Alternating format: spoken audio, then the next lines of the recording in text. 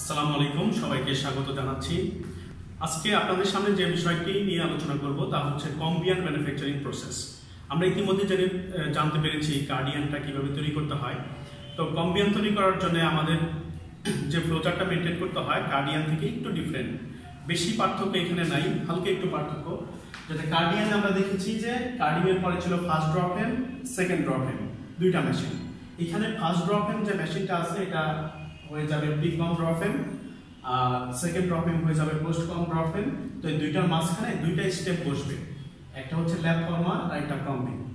যেহেতু এই দুইটা স্টেপ বেড়ে গেল তো সেই ক্ষেত্রে স্বভাবতই এনার্জি কনজাম্পশন বেশি লাগবে, তারপর ফাইবারের মধ্যে প্রক্রিয়া একটু বেশি হবে।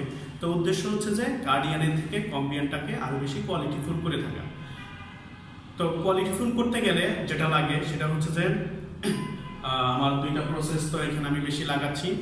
আর তাহলে কোয়ালিটির ভিতরে কি কি চেঞ্জ হবে? একটা চেঞ্জ হচ্ছে কার্ডিয়ানের মোটামুটি ইরেগুলার হয়, যদি আমরা কম্বিয়ানের সাথে কম্পেয়ার করি কম্বিয়ান রেগুলার হবে। কার্ডিয়ানের হেয়ারিনেস বেশি, কম্বিয়ানের হেয়ারিনেস কম। এটা দেন কার্ডিয়ান কম্বিয়ানের তুলনায় মোটা হয়, তার মানে কম্বিয়ানটা চিকন হবে। তো আমরা একটু ফ্লোচার্টটা দেখে নিই। কম্বিয়ান তৈরি করার জন্য আমাদের প্রথমে আছে ইনপুট, প্রসেস, আউটপুট। এখানে আমরা ফাইবারটাকে ইনপুট করব, বেল ম্যানেজমেন্ট হবে, দেন ফাইবার।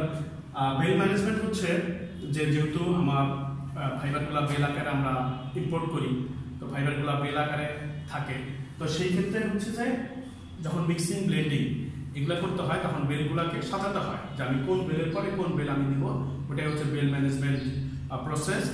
যে বেল ম্যানেজমেন্ট করার পর বেল প্লাকার যে মেশিনটা আছে ব্লোরুমের একেবারে ফার্স্ট মেশিন, সেই মেশিন ফাইবারগুলো এই বেল থেকে আস্তে আস্তে ফাইবারগুলোকে সে পিক করে নেবে। এখন এই বেল ম্যানেজমেন্ট হওয়ার পর যেহেতু এখানে ফাইবারগুলোই থেকে যাচ্ছে, তো আমরা আউটপুট হিসাবে ফাইবারই পাচ্ছি। ফাইবারটাকে ব্লোরুম একটা সেকশন, যে এই সেকশনে সেট করব, পাওয়া যাবে হচ্ছে ল্যাব। ব্লোরুমে মোটামুটি হচ্ছে চারটা অবজেক্টিভস।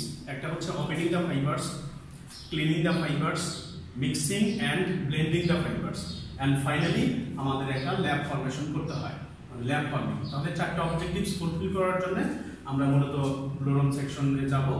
তো ব্লোরুম এটাই একটা সেকশন, বাকি সবগুলোই হচ্ছে আমাদের মেশিন। তো এই সেকশনে অনেকগুলো মেশিন ইনভলভ, তার জন্য আমরা এটাকে বলি ব্লোরুম সেকশন। তো এখান থেকে আমরা যে ল্যাবটা পাচ্ছি সেই ল্যাবটাকে সেট করতে হবে কারিং মেশিনে অ্যাজ ইনপুট। আমরা এখান থেকে কারেন্ট স্লাইভার পাবো। কারেন্ট স্লাইভারের মধ্যে যে ফাইবারগুলো ওরিয়েন্টেশন থাকবে, কোনো আসলে এখানে কোনো ওরিয়েন্টেশন থাকবে না, জাস্ট এখানে যে কাজটা হবে সেটা হচ্ছে ইন্ডিভিজুয়ালাইজেশন অফ দ্য ফাইবারস।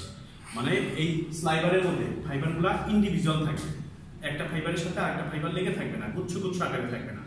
তো কারিং মেশিন এই গুরুত্বপূর্ণ কাজটা করে থাকে বলে, মানে ফাইবারগুলোকে একেবারে সেপারেট আলাদা আলাদা করে দেয় বলে এই কারিং মেশিনটাকে বলা হয় স্পিনিং এর হার্ট।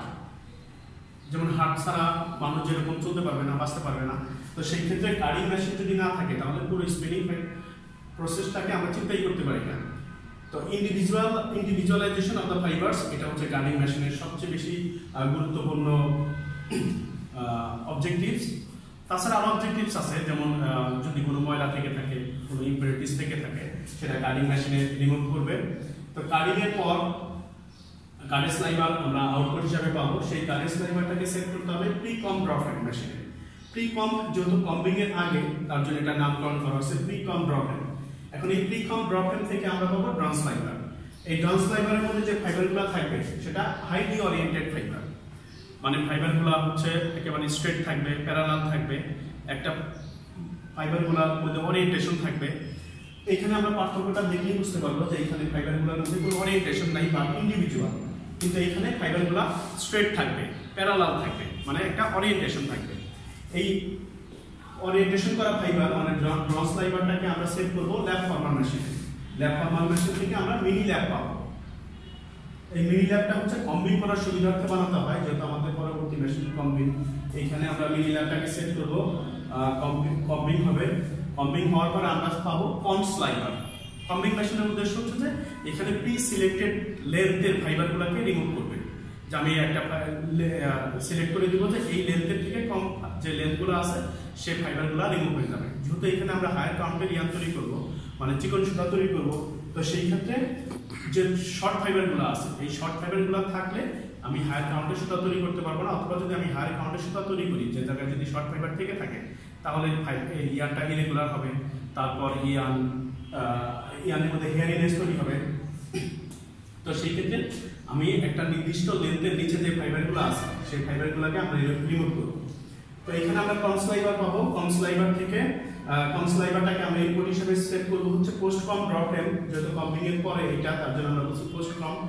এই মেশিনে সেট করার পরে আমরা পাবো ড্রন স্লাইভার। ড্রন স্লাইভারটা এগেইন এটার মতো হবে। দেন হাইলি ওরিয়েন্টেড ফাইবার থাকবে ড্রন স্লাইভারের মধ্যে। ড্রন স্লাইভারটাকে আমরা সেট করব সিমপ্লেক্স মেশিনে। সিমপ্লেক্স মেশিন আগের মধ্যে আমরা রবিং পাবো।